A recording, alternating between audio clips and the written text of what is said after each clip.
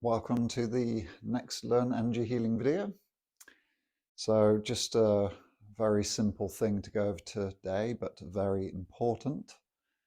And that is simply making sure you scan and work through the whole of the aura.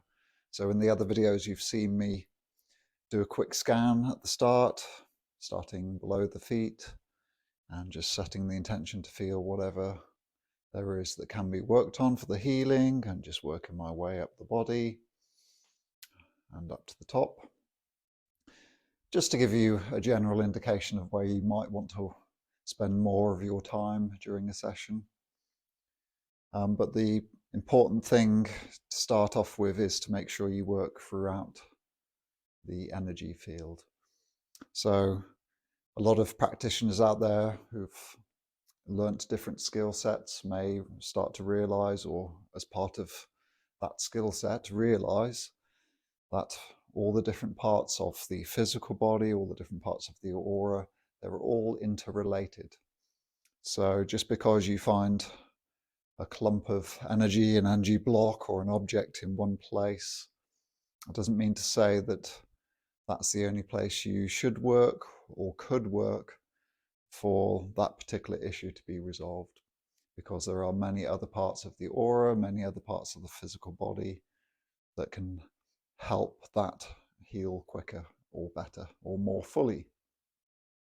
So as an example, myself as an ex-osteopath, I've learned all about the structure of the body. I've learned all about the nerve roots, where they all pass. So if someone has some issues with their knee, or there's some issues with the energy around their knee, I might think as an osteopath with osteopathic training, oh, okay, what nerves are supplying the knee? If it's the front of the knee, maybe I should look at the nerves that pass over the front of the thigh and come from the middle of the lower back, L2 to 4 roughly of the vertebrae there. And I might think, okay, what energy work could I do there to help with any pressure on any nerves there? Or maybe it's nothing to do with that. Maybe there's something else up the spine pressing on the nerve, or maybe there's something up in the brainstem or the head pressing on the nerve. Or I might think structurally, okay, well, how is the foot pointing in a different direction? You know, how's that going to affect the knee? How's the position of the pelvis affecting the knee? Etc., etc., etc. If you've trained to be an acupuncturist, you've learnt the meridians, you may be thinking, okay, oh, these sorts of meridians are going past that part of the knee. Okay, so maybe it's part of the liver meridian, for example.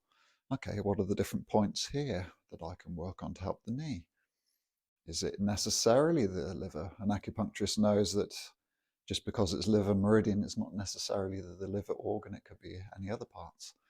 So a lot of different practitioners will start to learn and understand how interconnected the body is.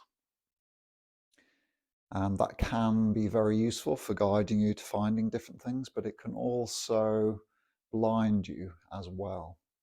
So the good thing is you don't need to learn all of these different methodologies, all these different practices when you start out. You can be an effective healer, and possibly a more effective healer, by not knowing about these things, by not distracting yourself and being drawn to things that may not actually matter to the particular problem you are working on. By simply starting at the bottom of the aura, finding some energy here, clearing the energy here, moving on. Okay, I found something else here, clearing there, clearing here, and just continuing to work all the way through the aura, clearing whatever you find. That will help everything, okay? So it may well be, if there was a knee issue, for example, that you would spend a lot of time on the knee. You may feel a lot of energy here to clear.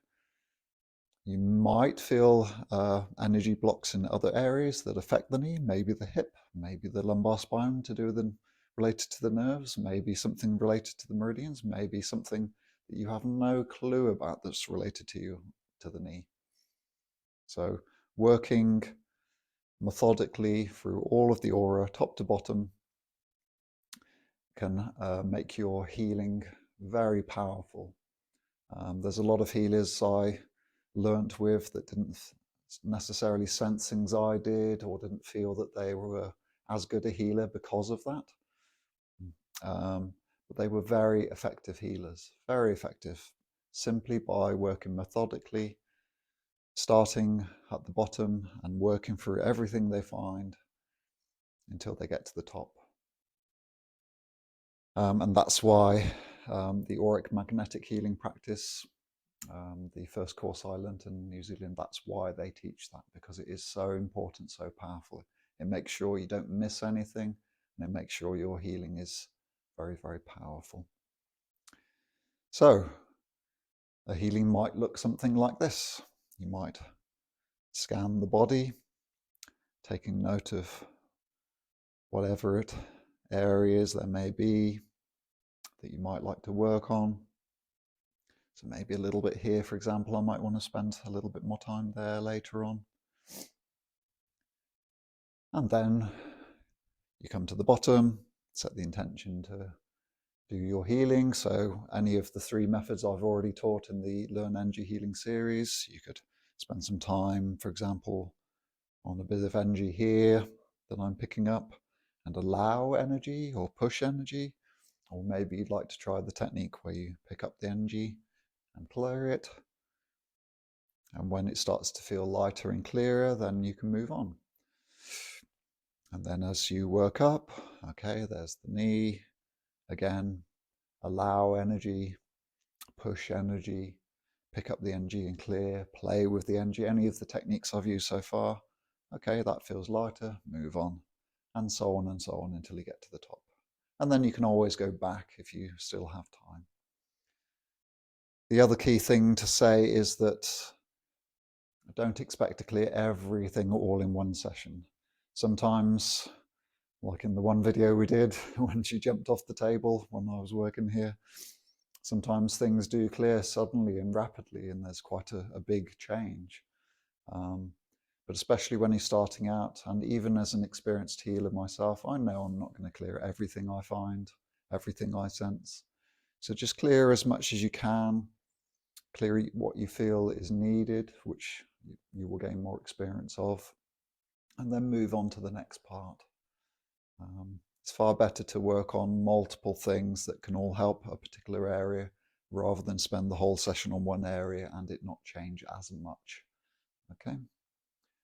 So I hope that's useful. It's a very simple piece of advice, but very important, very powerful.